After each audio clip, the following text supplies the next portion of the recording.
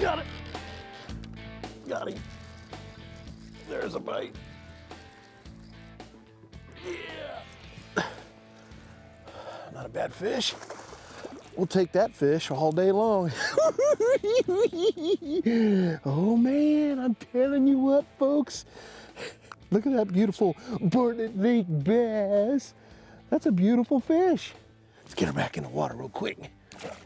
Today we're at Bartlett Lake, and I'm actually practicing for a Wild West bass tournament here. Now, the thing is we're having a big cold front blow through, and I threw that spinnerbait for a little bit. We might catch some spinnerbait fish. A lot of times, if that wind picks up, you can throw that spinnerbait or a crankbait or something.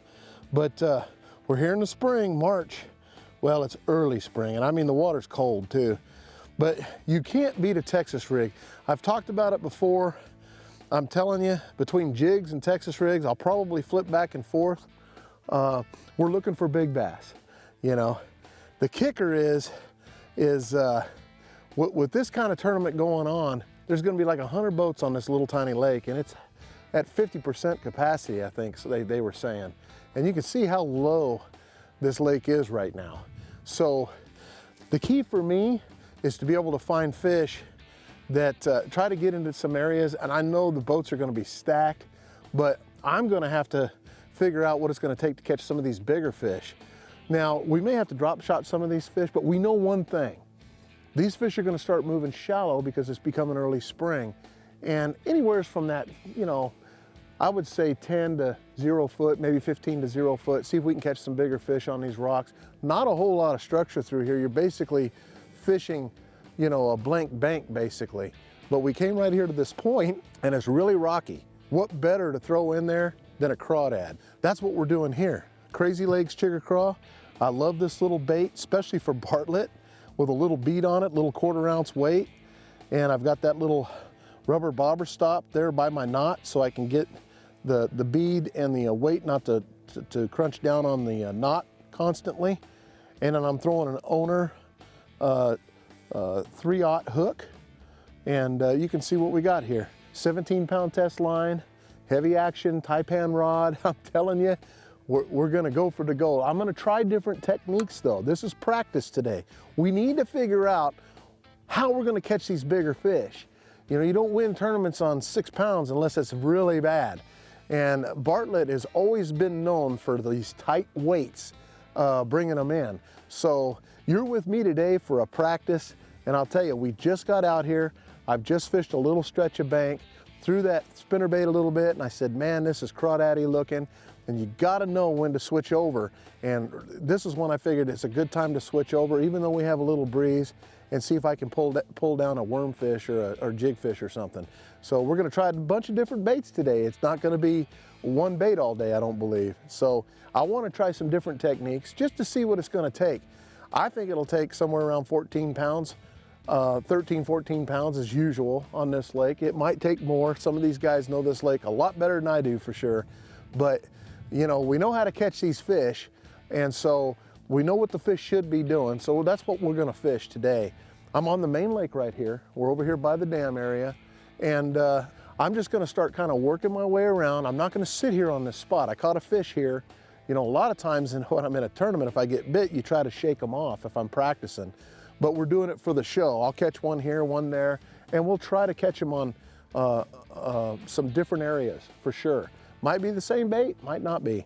But I want to find some big fish. That fish there would have helped us a ton on this lake, because a lot of these fish seem to be in that 12-inch, 13-inch range from all the years past that I've been in here. So a 9-pound bag will help us, but man, we definitely want to get over that 10-pound mark today. So I might throw some big spinner baits. We'll see what happens. We're going to try to see what these fish want and how we can catch them bigger today for sure. There's another good one. Dragging that craw. I don't know if he's very good. I don't think he's as big as that last one, but he's still a good fish. Look at that. We went down the bank, tossed right up there off that other point, dragged it off there, and there he is. Okay, so now we know Look at that. Now we know this is working really good. We didn't go that far. Catching some decent little fish. Okay, look at that. Okay, so what happens this time of year is the males will start moving up. And I'm trying to stay back off the bank far enough where I can drag my bait out, and I'm real slow with it, where I can maybe catch some of those females that are sitting out waiting to move up. We've moved down the bank, and you can see, if you look behind us, the point we caught the fish off of down there where that first buoy is, and now we moved to this next point and caught a fish. So I'm probably gonna leave this area alone, because if you look at how this is built, we got a point, we got a point here, a point there, and then we got that little rocky little spot there. I'm gonna leave these alone. I don't wanna keep hammering fish out of the area. We're gonna move over here to the dam, and we're gonna see what's going on over in this area. My experience has been on this lake that I catch bigger fish on the main lake. Now, I've also brought my drop shot out, and the reason why I brought the drop shot out, not that I wanna catch a bunch of fish on the drop shot, but if you have to, you have to. It's just the way it is. I mean, a lot of times it'll save your bacon. We got 2 fish off that spot. Decent little fish, you know. Nothing gigantic, but decent fish for this lake. So what we'll do is try to find some bigger fish over here. You know, we gotta find out if these fish will come off a little bit and chase. I'm gonna throw this jerkbait around just a few minutes, see what happens. A lot of times these fish, when they get up shallow first thing, they get up there, they're making beds, they're real spooky. And so if they're up there roaming around, a lot of times reaction just sometimes doesn't work as well as maybe throwing something subtle in there. But I gotta try this jerkbait in this area and see if we might be able to catch something, or a spinnerbait. See if we can catch something on reaction. A lot of times you can catch some good fish off reaction. Got him. Got him. Little spinnerbait bass there off that. He's just a little guy. This is about the average size of these fish in here. But we did catch a spinnerbait fish right there. You know, we went around the corner right here. He's a nice little guy. I had to try to see, there's some areas I like that I might be able to pull a bigger fish off of. I'm throwing that Persuader spinnerbait, a little grub tail on it, 17-pound test line. Throwing that 3/8 ounce right now. I may have to go to 1 ounce. And the only reason I say that is because a 1 ounce will clunk these rocks really good. It's not a matter of how deep you fish with that 1 ounce bait. It's how it ricochets off the rocks, and then bring it off really, really, really slow.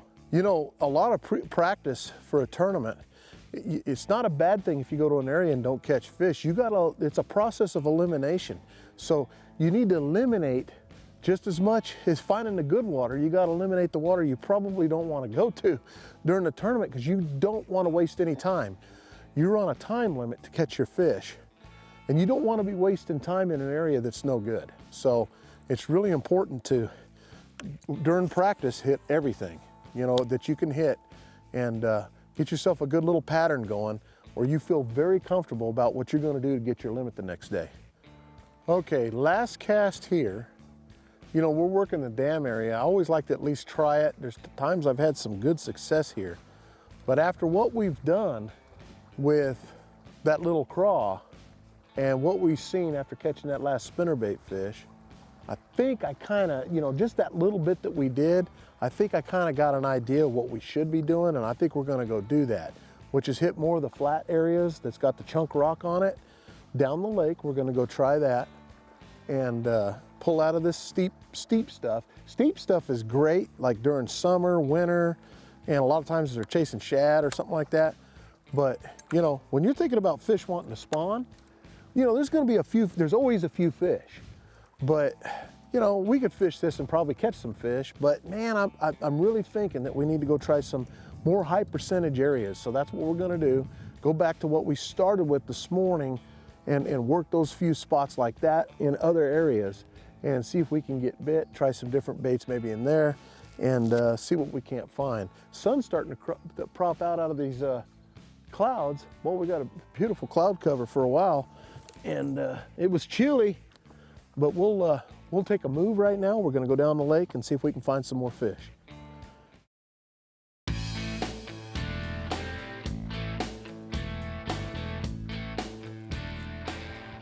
There's one. He got on that A-rig.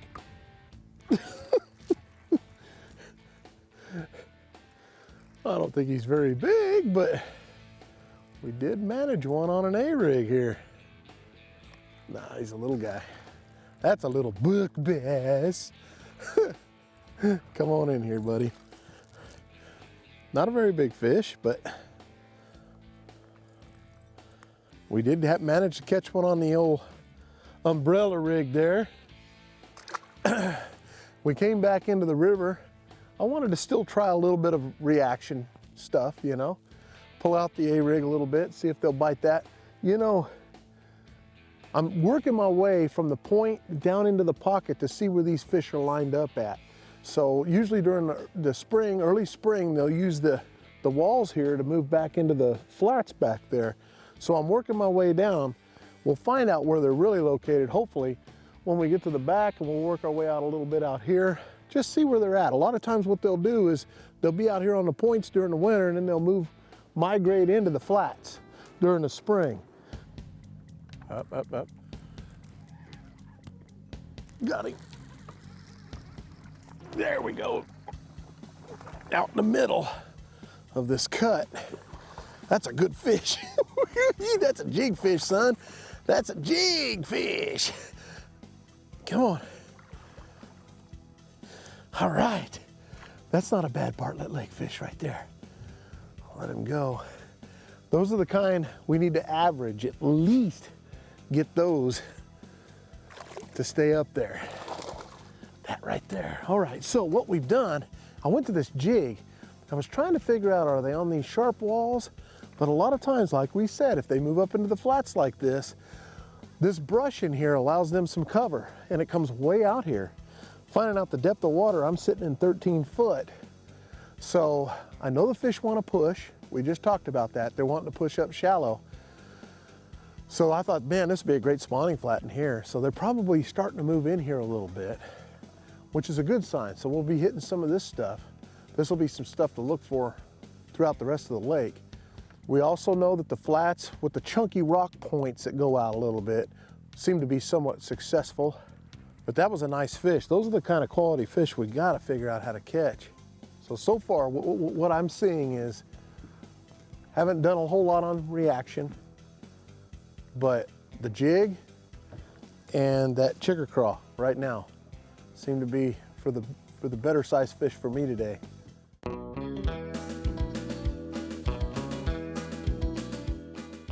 Hey folks, for my tip of the week, one thing really important about doing this kind of fishing when you're worming like this and Texas rigging is a lot of times a lot of guys will throw out there and they do the old yo-yo, use the rod and all that. That's good, but you want to really drag the bait on the bottom and have it come over the top of the rocks, just like a little crawdad. One thing that'll help you a lot is we have a little bit of breeze here and there, plus you're moving, constantly bumping your trolling motor. When you do that, you can kind of just let your rod tip sit there, and I'll tell you what, you'll feel a lot more too. Do a little drag, just let it drag a little bit. Let the wind take it. You know, you don't have to move it very far. It's amazing what your boat does when you bump the trolling motor and you go left to right or something and it just barely drags that bait. You feel it, you can count the rocks coming over, and you'll catch a lot more fish that way too when you're coming off points and you know, rocks coming out a little bit deeper versus having to, you know, constantly use your rod tip to pull on the bait. Like for example, I'm throwing out here onto a point. Now once it hits bottom, my boat's kind of drifting out a little bit. Rather than me sit here and do the old 9 o'clock to 12 o'clock rule, a lot of times what I'll do is put my pole in position, get ready, and just let the bait kind of drag over those rocks a little bit. Let the breeze, let the boat kind of drag it over. And I'll tell you what, you'll get a lot more fish that way, and you're moving the bait not as fast, so you have a tendency to get more bites that way too. It's a great tip, try it, and I'll tell you what, you may just catch a lot more fish. Just got bit. Got him. I knew it. I knew it. If I went back to that, I'd get bit again. Sometimes the good areas when you throw other stuff in. He's just a little guy though. Boy, come on, buddy. That dude would not do us any good. But the thing is, I went through there with a reaction bait, didn't get bit. I'm like, man, it's got a good steep part to it. So I went back to my little Texas rig crawl. That might be the ticket for at least consistent bites. Every once in a while, you know, when you're trying other stuff and you start thinking that, oh man, it's just not happening, go back to what you were catching fish on just to check it, and even in the areas that you're not catching them, just to see if you can get bit. It helps with your confidence, but it also tells you that, hey, what you started with, or what we started with catching fish this morning, is still working and it's there.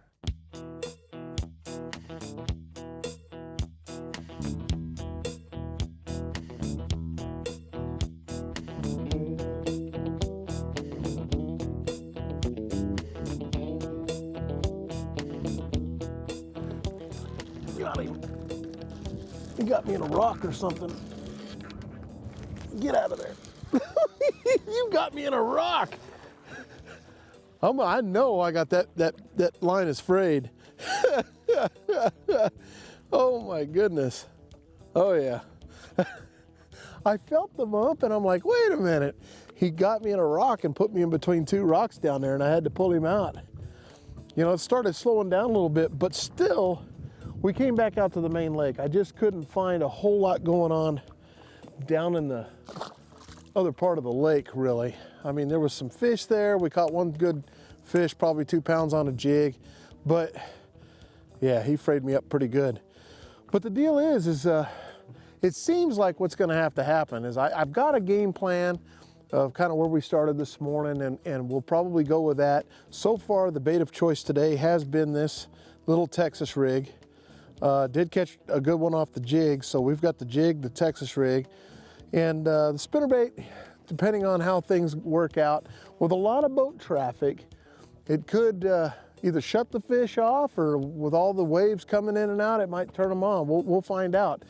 What we're gonna do now is go in, retie, get things ready for tomorrow. And the game plan for me is pretty much find those areas that has that big chunk rock on it, and just jig and Texas rig it. As far as reaction goes, didn't get much going on. I'll probably tie on something, make sure I have it ready, and we got to keep the fish honest. But so far, just backing way off and slow crawling that Texas rig or that jig has been the ticket for me, and that's pretty much what I have going on. So we're gonna give it our best shot. At least we got somewhere to work. At least I feel confident enough tomorrow to be able to catch some fish doing that, and then let the chips fall where they may. So join us next week for the Wild West Team Bass Tournament right here, and we'll see if we can get it done tomorrow. Thanks for joining us on the show. I'm Johnny Johnson. Now, see, that's what I'm talking about, folks.